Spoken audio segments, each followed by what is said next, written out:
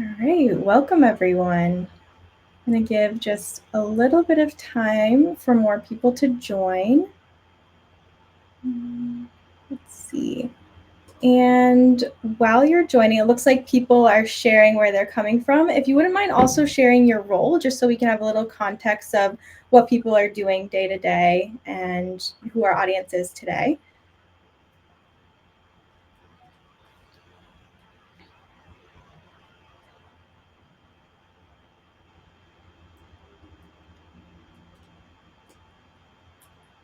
All right. Let's go ahead and get started. So, welcome everyone. I'm Chloe from August Schools, and we're really glad to have you here today. As you're joining, so like I said, feel free to put in the chat your role and then where you're joining us from. So before we jump in, just a quick word about August Schools. We build tools specifically for school counselors and wellness teams. We know your work lives in the gray areas and the moments that are urgent, emotional, and deeply human. Our job is to make the systems around you feel simple, supportive, and align with how counselors actually work so that the process never gets in the way of the relationship with students. That means faster access to the right information, documentation that reflects the student's voice, and practical templates you can trust when stakes are high. That's why today's session matters so much. We want to give a huge thank you to Michelle Hirschy for bringing the ASCA Information-Gathering Tool suicide concern to us and for collaborating with our team to embed it into August. She helped turn an important framework into something counselors can use right away in the platform. Now I'm excited to introduce Michelle as today's speaker. So Michelle Hirschy is the Director of Wellness at La Jolla Country Day School, and she brings deep real-world experience supporting students through complex safety and mental health situations. She's been a thoughtful leader in adopting ASCA-aligned practices, and we're grateful for her partnership and for the chance to learn from how she does this work in practice. Michelle, thank you again for being here, and I'll hand it over to you. All right. Thank you, everyone. So excited that you're here. This is such an important topic. It's a difficult topic, but really grateful that you all are here with us today and hopefully can walk away with some thoughts or ideas for you to use for yourself or for your team. I love seeing where you're all coming from all over the country. Some of you, I hope that you're staying warm. Some of you are also joining me from California, so hi, good to see you.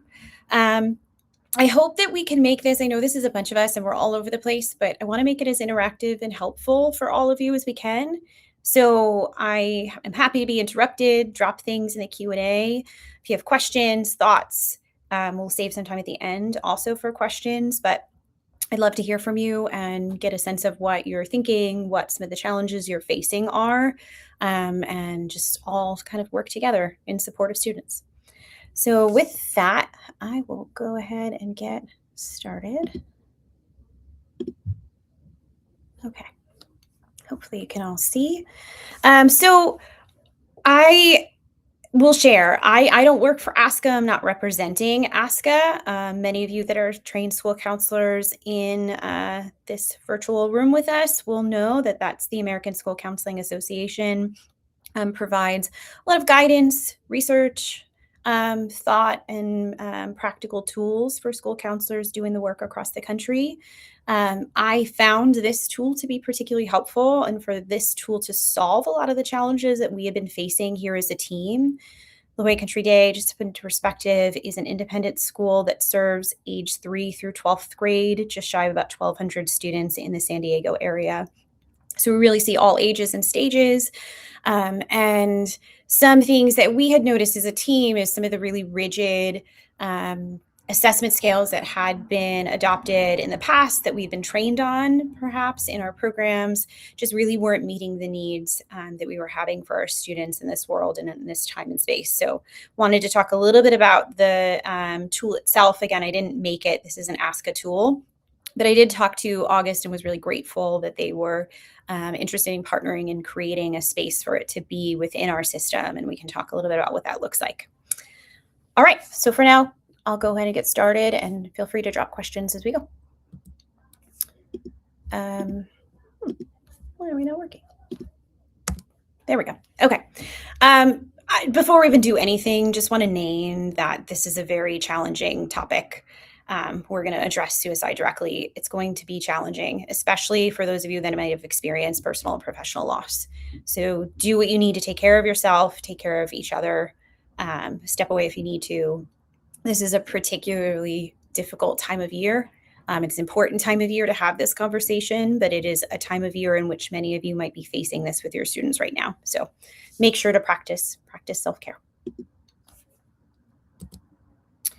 So I want to talk a little bit about kind of the shift and kind of what we're talking about.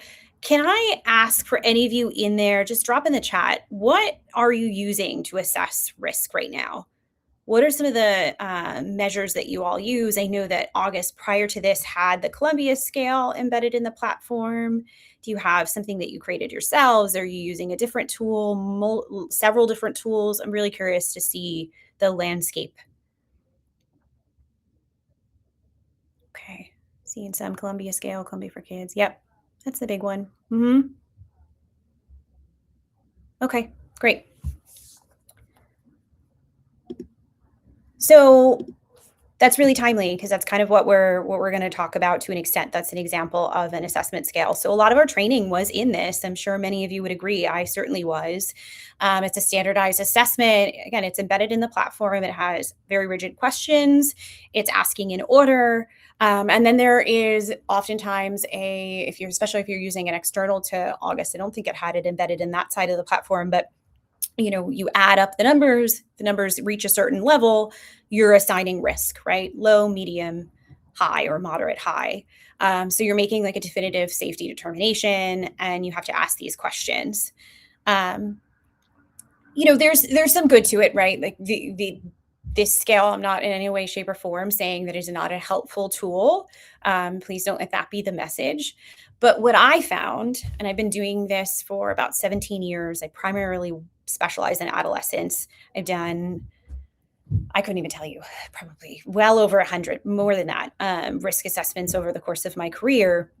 And the truth is, I always found that these really rigid assessments were very difficult because you don't get information by whipping out a binder or like a checklist when you're in the middle of a really vulnerable moment with a student, right? At that moment, they're opening up to you, they're talking to you, you want to keep them talking.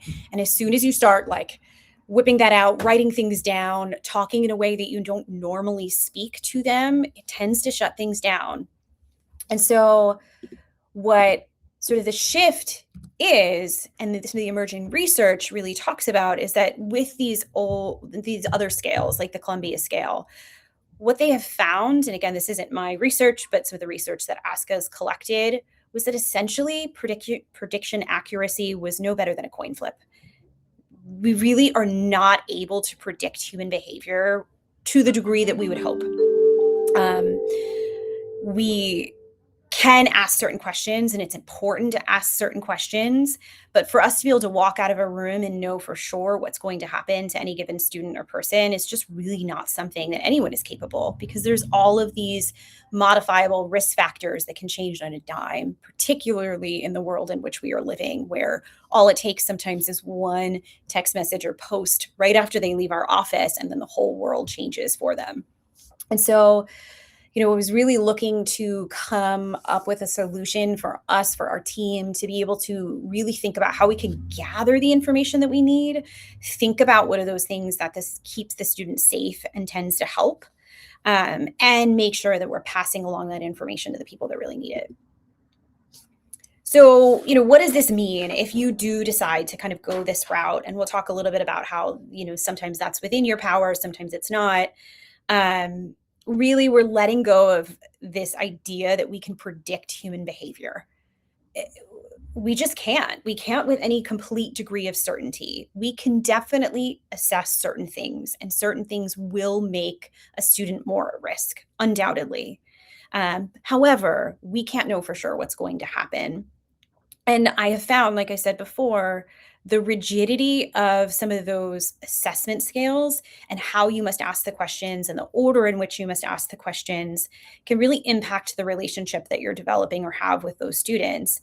So really the goal is to shift to something that's going to focus on the quality of the connection, versus kind of following something that is so rigid and specific. Um, the idea behind it is that we honor the fact that students are the expert in their own experience, that they are the ones that are going to be able to tell us the most, and that our goal is to get as much information as possible so that we can help them be safe, stay safe, and lean on those support systems that either already are in place or that we can help set up so that they become in place for them. Team-based support is so important in all of this. Clear, thoughtful documentation is really important, and we're going to talk about all of that as we continue. So it is possible. I see a lot of like director of counseling, and you might be able to be someone that can implement this, and change policies within your school. It might be that you're at a school where it's from the district down on and you have to follow certain things. So I was thinking about that. As I was preparing for today, just wanting to give you some ideas. It is possible that you could complement some existing requirements. If you have a requirement to use the Columbia scale as an example, perhaps you could use this in addition. I know how busy we all are. I'm one of you. I'm a counselor with a lot of students that I'm supporting. So you kind of have to figure out what works with your team. But the idea is, how could you use the tool that exists now, that's new, that we're going to show you, and use that to honor student voice and then sort of backfill with some of the things that you have to do. You can always obviously advocate for change too, if that's within your power, and not gave some language of what that could look like, but that risk prediction models are really not as effective at preventing suicide. So trying to think about what is effective and what can we be doing in terms of, what's evidence-based best practices, and what at this point ASCA is also recommending. And then again, if you're required to do something that checks a risk level box, really making sure your documentation is focusing on some of those narrative sections on, what does safety planning look like? Because that's definitely something that's missing from the Columbia scale. It talks about suicidality, in this moment for that student, but it doesn't really talk about what do you do after? What does that look like in the days and weeks to come? And that's a place that, is a challenge and is definitely missing, but is so important. And I'm certain that all of us in this room do that, but finding a place to be able to have that be a holistic picture, that we're making that part of the process instead of separate to the assessment process, is really important. So making sure to write those robust notes about safety planning, about what supports exist, and using those students' own words in that documentation. Okay, so really thinking about kind of like the workflow, for lack of a better word, right? I mean, I would say that the vast majority of times that something like this happens and I'm having to, sit with a student or their family and kind of figure out what's happening for them, in those moments, it is usually not what we have planned.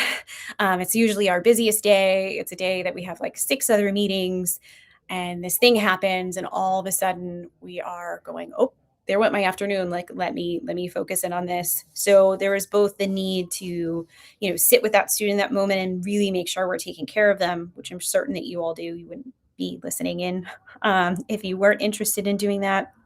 And, how can we streamline things and make it so that the back end, the documentation side, isn't as arduous as maybe it had been in the past. And so we can share a little bit more about what that looks like. But ultimately, just to kind of ground us in the same space, at first, there's this concern that's identified, right? That student may have opened up to you when you weren't expecting it. It might have been that a parent gave you a call, or a teacher, or they wrote a note, or a friend is coming in to share it. But somehow, some way, you have this information. And you know that, okay, we need to figure out what's going on with the student and see what we need to keep them safe. So then you're having this conversation. You're following up with them. You use this hopefully information gathering approach to connect, to have this authentic connection, this relationship. And we'll talk a little bit about what I mean when I say the big 3, but there's 3 things you really need to make sure to look for, particularly if you're not using like something like the Columbia scale. So you're making sure that we're keeping them safe, but we're honoring their voice in the process.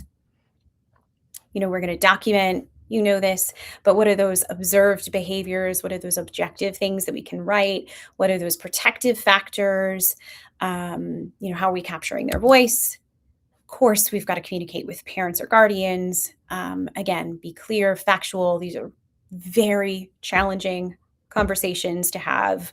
I never love calling a parent and telling them that their child is in so much pain that they're contemplating suicide. This is sort of some of the most difficult, challenging, draining conversations that we have in our career, but they're so important.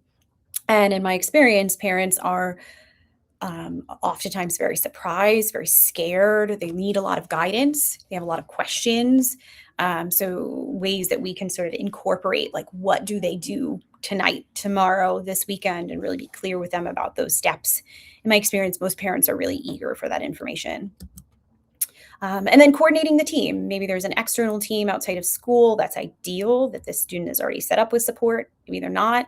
And we have to help coordinate that across systems. Maybe it's coordinating as much as we can. Of course, there's privacy that's important, but we also need to make sure safety is apparent. So we're connecting the people that we need to, and then we're following up. We're checking in.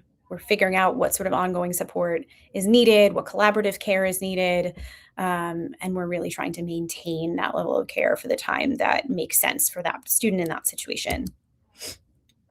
Okay, this is stuff that you probably know, but just sort of naming in this shift, the three things that become really important are, number one, we have to ask, are you contemplating suicide, killing yourself? We're not going to use euphemisms. We're going to specifically name it. We're going to ask exactly what they're thinking. And I think you all know that that doesn't increase risk by asking. Second big thing is we have to figure out, do they have access to the means in which they might be planning that plan, that intent?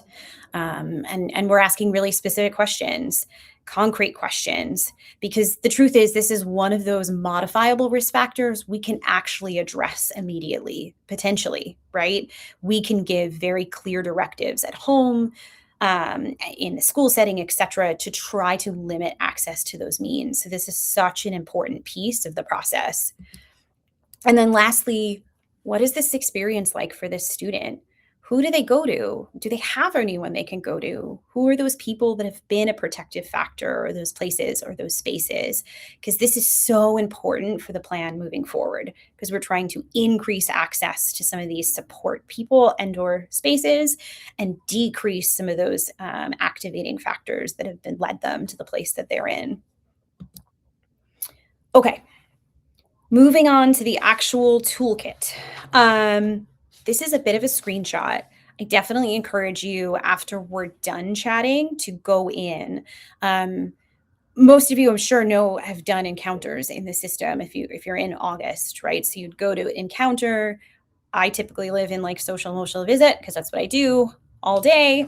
Now, if you do the search feature, this will pop right up. So Suicide Information-Gathering Toolkit. I took a screenshot right here of the very first landing page. So again, it talks about those big three questions, like those are the things we have to make sure that we're assessing for, and we're writing some notes. The first few questions are very open because, as I said, this is like a conversation. We're gathering information. There's a directive here, like describe the problem, but then underneath it in the gray area, you can see these are some questions you might ask to get at some of this, and some sentence stems. You don't have to ask all of this. Many of you are very well trained to know exactly what to ask, but it's just some sentence starters, but some places that you can list information. What I think is really great, and I was very grateful to August that they were able to do, is what we also added were a lot of things that hopefully will make documentation not as daunting. So wherever I could see something where it would be easily a checkbox or a drop down, or it might have information that the system already has, I asked them to add that information in. So like, what are the risk factors? They have a whole list of them and you can check them off. To me, there's two really good reasons why I think this is great. One is because it saves you time. You don't need to type all this out. You kind of check the ones that apply. Great. Second is because it's checked this way, and stop me if I'm wrong, Chloe, but like anything that is in this sort of format is data that we can look at later. I'm a big data person when it comes to interventions and tiered interventions in a school setting. And so the fact that we would be able to then say, okay, of our risk assessments in the last 2 years, what were some of the biggest factors that were evident, the risk factors that were evident? That would be really helpful information for us to know. If it was continuously bullying or harassment or friendship issues or conflict, that would tell me as a school, we need to do a better job, right? Like we need to make sure that we are having a lot more programming around healthy friendships and conflict resolution and restorative practices, etc.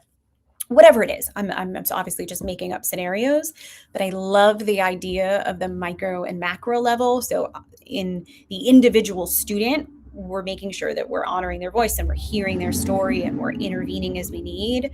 But on the larger scale, as a team, are we looking at the trends that we're seeing? When are these risk assessments happening? Are they clustered around a certain time of year? Are we seeing that pattern emerge over several years? What are some of those risk factors that keep coming up? And how does that inform our tier one interventions? Those are questions I'm constantly asking myself, and I think are really helpful. And that being in this virtual platform, we have the ability to do it. Here's another example, this support checklist. So this goes into, and I know that you can't see it all right now. It's too hard to like toggle in and out.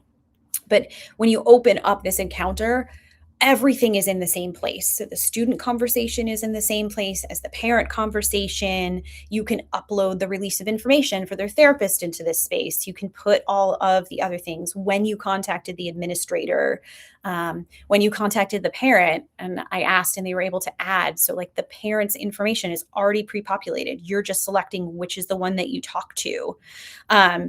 So it's really taking as much data as already exists in the system, and then you're just backfilling it with the stuff that only you would know. Hopefully, despite the fact that this is a big process to document, it's making it a little bit easier. So this support checklist, it's checkboxes. These were the ones that we did adjust a little bit, but it's mostly taken from the ASCA toolkit. But again, August has been really great with us to be able to modify it for our school. And I'm sure, sorry to give you more work, Chloe and team, but I'm sure they're open to making some adjustments if some of this language doesn't make sense for you, for your teams, for your districts or schools. I just wanted to jump in quickly, Michelle. So our audience today is people that use August currently, and then as well as people who maybe are not familiar with August just yet. So for that part of the audience, I just want to give you a little bit of context. Some people are asking if they can access this. So August is a platform for student support teams, and this information gathering tool is part of, we've added that into our platform for documentation and understanding what's going on with your student body in general. So you won't be able to go in and access this now, but we'll have, information about how you can learn more about August. I just want to have that, information accessible. Good. I didn't realize. Sorry, everyone. If you don't have a documentation platform, it's definitely something to look at. And it's just, again, a way for us to, as a team personally, track that data more closely, be really thoughtful about our interventions. Curious what everyone's counselor ratios are at the schools that they're at. If you wanted to put it, I'd love to see. But my guess is the vast majority of us are not at the 250 to 1 ratio, which is what's recommended by ASCA. In other words, we all have very big caseloads and we have a lot of students and a lot of responsibility. And okay, 350 to 1, that's actually not, it's not 250 to 1, but nice work, Stephanie. That's great. Hopefully, oh, there we go. Okay, those are the numbers I might have expected to see. Yep. We've got a lot of students to a singular counselor. So I like the ease of being able to document it, but more importantly, because we are not matched with the amount of resources we have to the amount of students we have, I really appreciate the idea of being able to use data to inform what, programming we're going to do, knowing that we're not going to be able to do everything, that we are never going to be able to address every single issue that we have. It's just not possible. That's not the way humans work and schools and the nature of schools. However, using this data to be able to be thoughtful about where we put our time and being that that's the most challenging asset that we have is really helpful. Okay. I will also just add for anybody else listening that doesn't have August, if you just go to the ASCA website and look for their suicide information gathering toolkit, and we can link it as well. It's on there. It's a document that's easily accessible. Yeah, that's in the chat as well if anyone wants to click into it, and I'll add it again just so it's the most current comment as well. Great. Okay, just kind of going back again, I know a lot of you know this, but I feel like I can't have a conversation around suicide assessment without having some of these caveats. Like, of course, we have to talk to parents, and we have to be able to document that. You must contact them. That being said, I've had plenty of cases in which it's a little bit more gray. Yes, we have to contact the parents, but sometimes the reason for the ideation at the moment is related to abuse or neglect. And those conversations are really hard and heartbreaking and challenging. But follow your local state or district law or regulation or policy. Sometimes you might have to call CPS first. In my experience, sometimes they're really helpful in being directive about like, oh, hey, we want you to do X, Y, or Z, or we're going to come to the school today. Sometimes they're absolutely not helpful. And that's why you need to work as a team. Talk to your supervisor, make sure you're talking to your administrators, and that you're not making that decision in isolation. It's not okay. There we go. So things that you're going to want to avoid in this new sort of way of how we document or talk about risk is like it's moderate risk or don't worry. Seems low risk, right? Because again, going back to that research, the prediction power of some of these assessments, it's just really not as simple as we would hope that it would be. So we don't know what's going to happen and what other risk factors might emerge shortly after them talking to you. Instead, we're going to say very factual, objective things like your son told me, he shared, we need to work together on X, right? Just exactly what was said and what we need to do as a result of what was said. We're going to, again, state exactly what the student said, identify what immediate action is needed, what that parent needs to do, and then link them to resources and talk about those next steps. And then we're going to document both their response and their level of engagement with it. And we'll talk a little bit about how to handle a couple of different scenarios in a moment. In fact, actually not a moment, right now. I listed a couple of scenarios that have come up lots of times. I would love if anybody wanted to drop in the chat a few that they would like for us to noodle with together. But a few that I know can come up in this process are things like this. Somebody denies it, right? You get a report from a very good friend. The student's been making these comments. Maybe they've been posting something. You pull them in. You're chatting with this student saying, hey, some people are worried about you. Tell me what's going on. I'm fine. I don't know why anyone is worried. Absolutely nothing to worry about here. And on the other hand, you know that you have screenshots of them saying something really concerning, right? And so you're reconciling this denial with the fact that you have information that really doesn't sit well, that didn't sit well with a friend, that for whatever reason came to you because somebody was very worried about that student. I mean, the big piece to remember here is that denial is not synonymous with an absence of risk. Yes, a student may deny it. It might be that the information that came to you was taken out of context. It might not have been.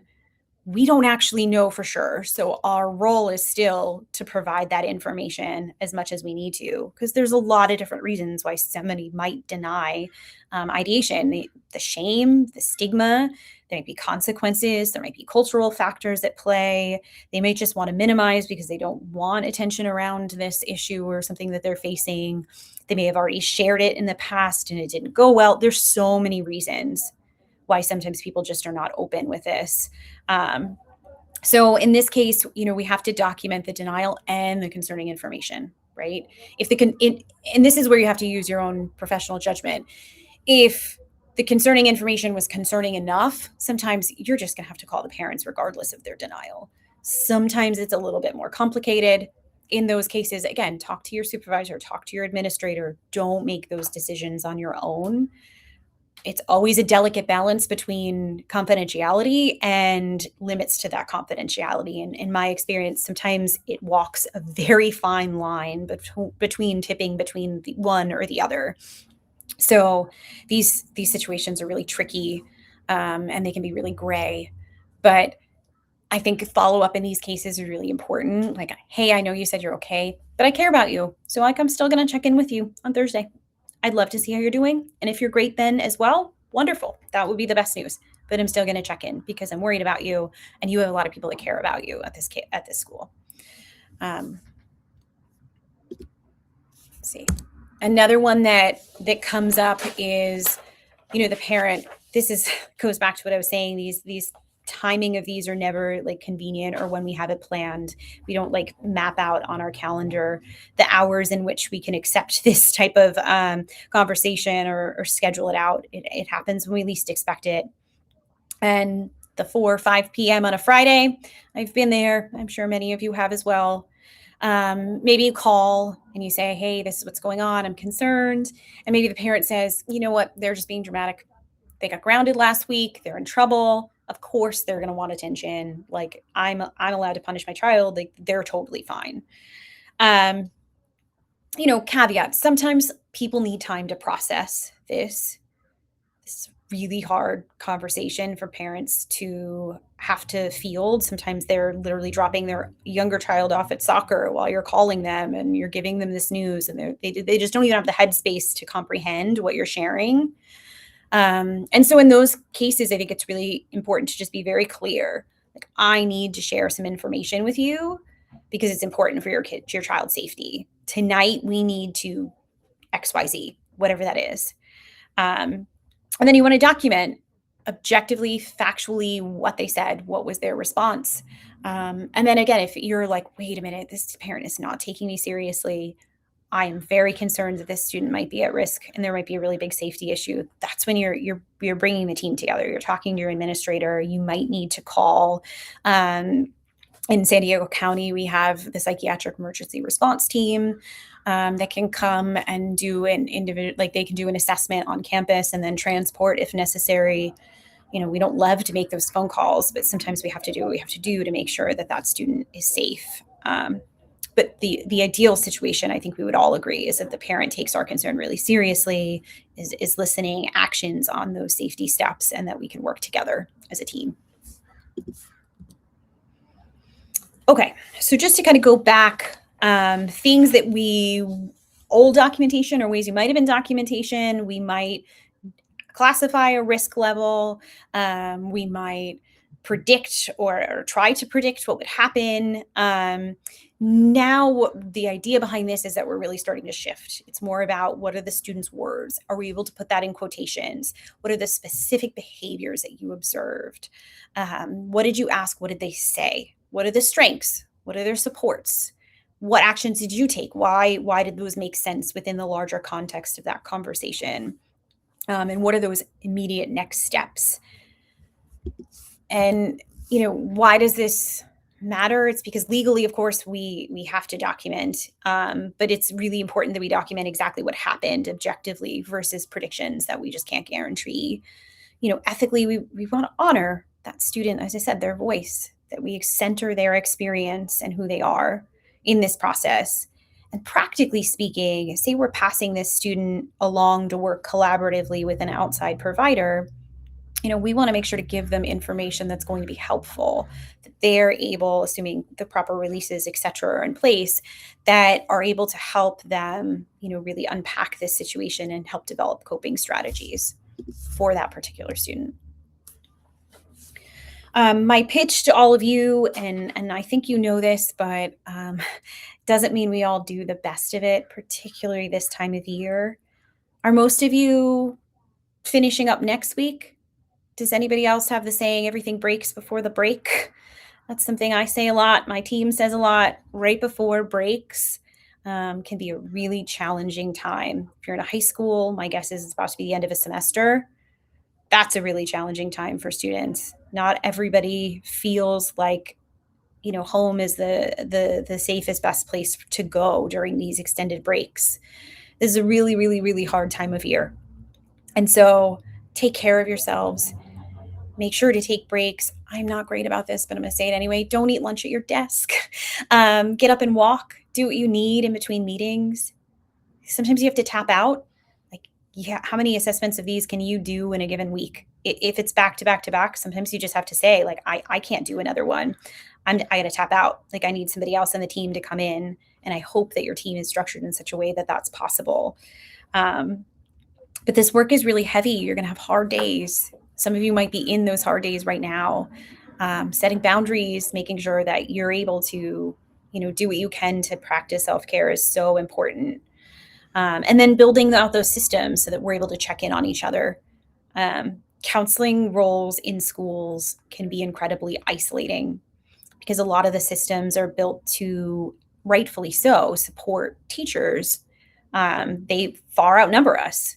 Sometimes we're the only person in a building or at a site that does this work, that understands what the challenge is and the pressure we're under to make sure that we're helping support students during some of their most challenging moments. So making sure that you're advocating for and or building out systems that help take care of yourself, each other, and that you're able to celebrate the wins.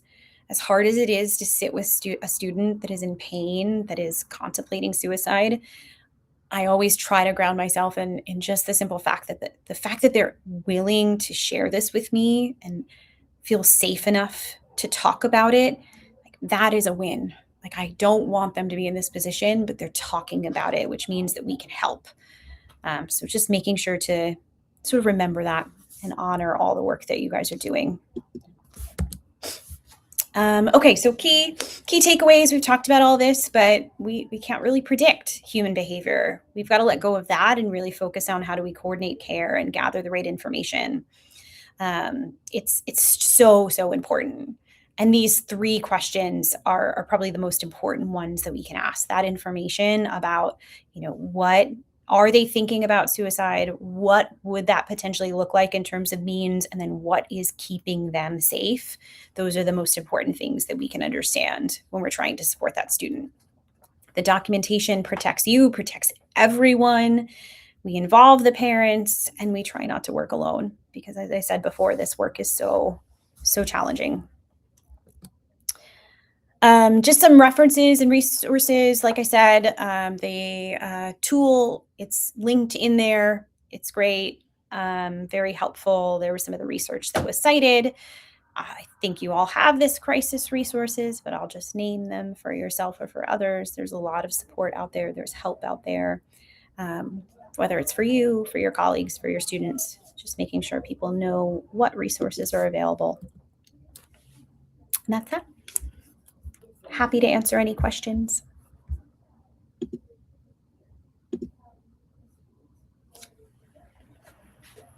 Yeah, please feel free to share any questions you might have in the chat. And thank you so much, Michelle. This is such an important topic, and it's a very challenging part of the job. I want to say thank you to Michelle and for everyone here for bearing this responsibility and taking care of our students in this way. And for taking opportunities like this to, further your education and preparedness to handle these situations as well. Yeah, I see the question to repeat how to access it on the platform. So when you go to New Encounter, there is a search feature at the very top where you could just start typing the type of encounter. I know there's like a big drop down that pops open. If you write suicide, honestly, it'll pop right up, and then you just click on it, it'll open, you can assign it to a particular student, and then all of the sub forms are embedded in it.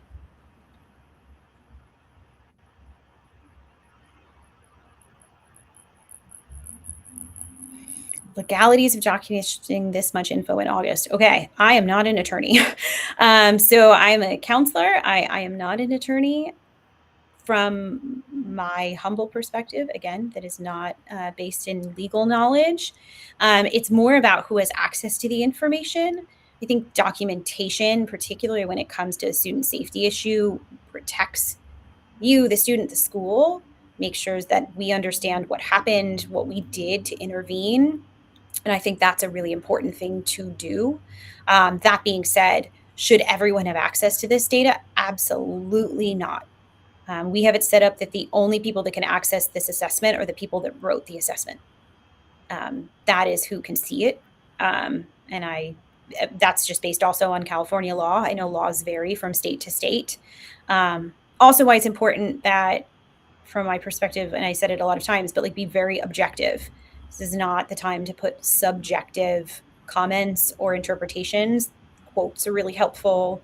Be very, very thoughtful about exactly what happened and what you did and what was shared versus things that were inferred. In terms of, let's see, is there something similar for risk of violence assessment? Ooh, yeah, I know that the platform does have CSTAG, I think, in there, right? Yes, yes. So, threat assessment, risk assessment, those two do walk very hand in hand at times. CSTAG is one of those models that sort of is the predominant model in threat assessment, and I know it's embedded within the platform. Yeah, and just to step back to your previous point, Michelle, so about the legality piece, we actually had a webinar a few months back with Dr. Carolyn Stone. She's a school counseling expert. She's a professor emeritus, and she spoke specifically about the legal concerns regarding school counseling documentation. So that would be, I'll provide a link to that. But we have additional information about that as well. And like Michelle had said, the largest thing is who has access to those notes. And there are very specific permissions within August of, who's able to access notes. And something like this would be, securely stored.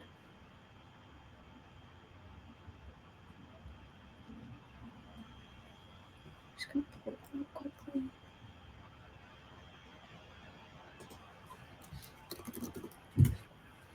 All right.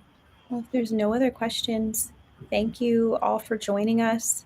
I put my email there as well. Feel free to shoot me an email. Let me know if there's anything I can do to support you or your teams. This is, like I said, very challenging work and a very hard time of year to do it. So let's all work together.